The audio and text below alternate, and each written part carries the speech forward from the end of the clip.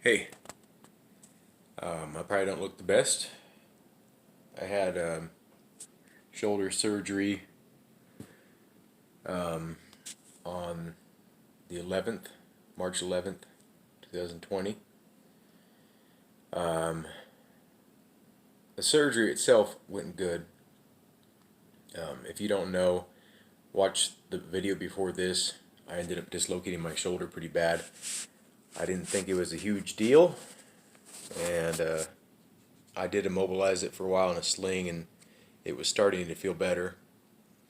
But it got to the point to where I needed to go to the doctor, confirm some things. I also smashed my knee. My knee still hurts. It's been 6 weeks since you looked at me. It's been a while since that accident, and my knee still hurts. It's still really sensitive to pressure, but my insurance won't allow me to uh, look at anything else until my shoulder is good to go. So they only deal with one body part. So we will be looking at a different insurance policy soon. Um, Last night I got re-hospitalized. I ended up mixing some medications, and for about 16 hours or so, maybe more, I had like back to back to back to back. I don't know if they're not like seizures, but they were I couldn't move my whole body. Like I couldn't move my hands, my fingers, my legs, my feet, my eyes. I could just look only straight ahead, and the most I could say was like one word every, very softly for, for like 5 or 6 seconds, and I have to catch my breath. Felt like my whole body was shutting down multiple times. It was really scary. So let that be a lesson. When they say don't mix medications, don't. I was mixing. I stopped taking my oxycodone or oxycodone or whatever the fuck it's called, because I was having like constipation.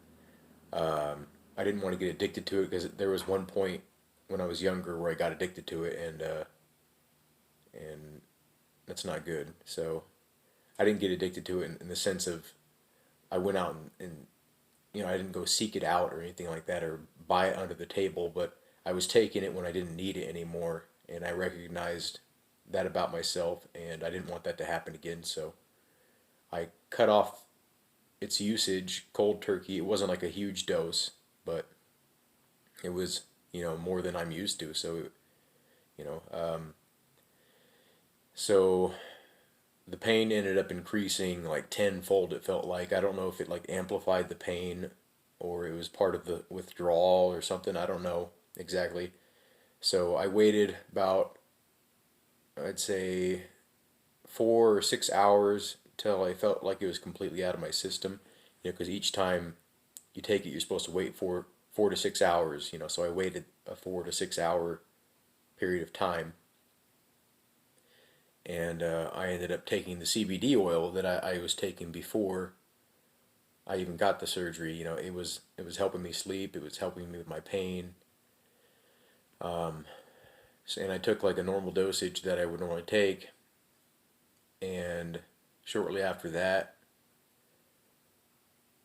I felt like tingling all over my body, and I started like hyperventilating, and I couldn't stop it. I mean, I probably could have stopped it knowing what I know now, but I had never experienced it, and I had like full blown panic attacks to where I was about to pass out, and I felt like my throat was closing up, my whole body tensed up, like like my hands were like this, like flexing as hard as they could. I couldn't open my hands, couldn't open anything. Yeah, my legs were like curled up, and my feet were they looked like they were, I don't know, it looked like I was having something else happen, and I couldn't figure it out, and it would happen for just back to back to back, and then I would try to get control of my breathing, and then my face and my arms, my legs, and my stomach, my back, my neck, everything was so tense, and tingling, and I couldn't feel anything. I couldn't hear out of my ears. Probably a pretty common thing for people that experience panic attacks, but I'd never had one. I'm 31, going on 32, so this is all new to me. I didn't understand what was happening. My wife helped me through a lot of it.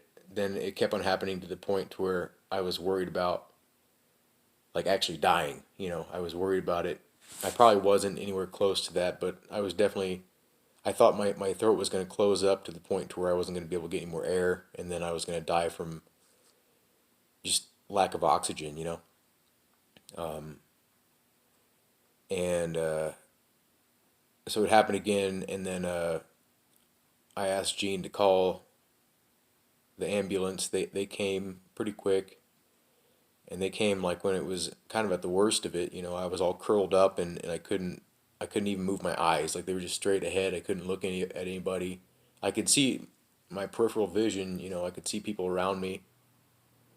They checked my oxygen levels. They checked my heartbeat. My heartbeat was like super elevated, and they were trying to talk me down and talk me to be more calm.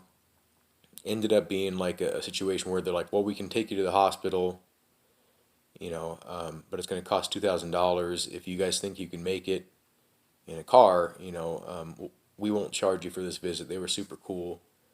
Um, Much appreciation to them because they could have just charged us for coming out there, but they helped me as best they could. We dealt with it, and then it kept on coming back, and then they told me like within a couple hours it'll probably all go away. The stuff will be out of my system, but it just kept on happening. The next day went by, and it was still happening. It happened again. Like warm water seemed to help, so I would take showers like relentlessly. I took like 8 or 9 showers. Just sitting there like kind of getting on my face and stuff. And the last time it didn't help at all. I still felt like I couldn't move my whole body.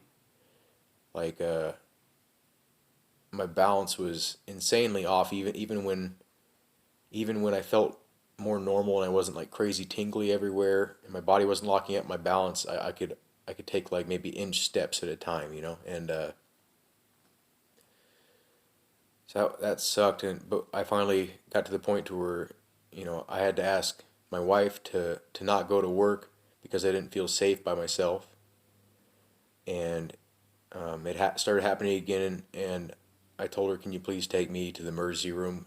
I didn't say it that fluidly. Of course, it was like, "Can you please take me?" She had to stay really close to me so she'd be able to hear me. I couldn't even tap on the floor. I couldn't even reach for my phone. She had to be there like for every second. And I really appreciate that.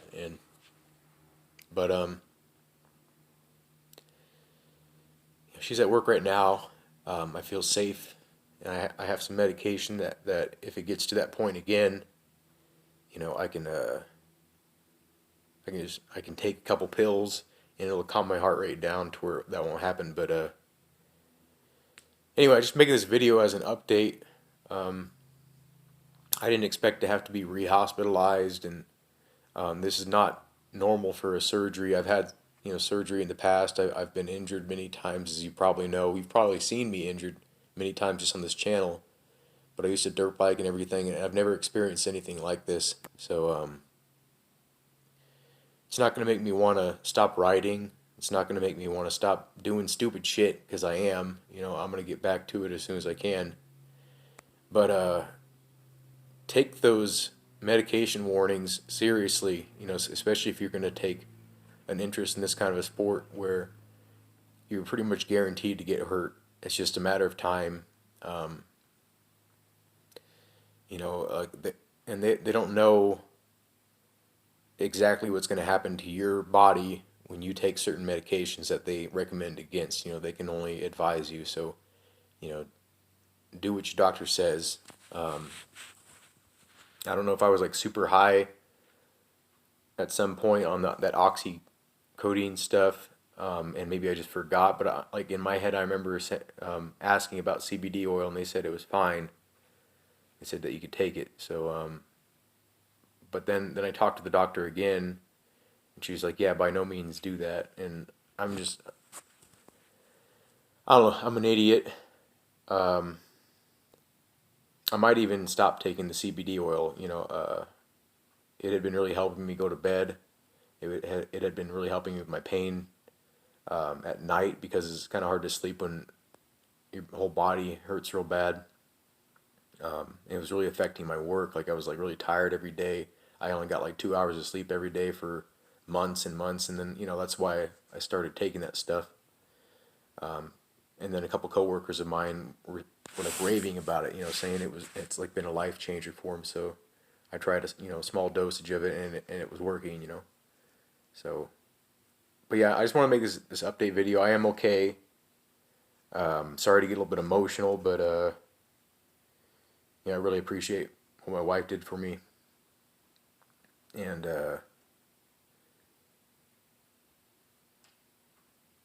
yeah, she did a really good job. Anyway, I can't really do my outro, so I'll just have a good day. Thank you for watching, and I hope to see you in a future video.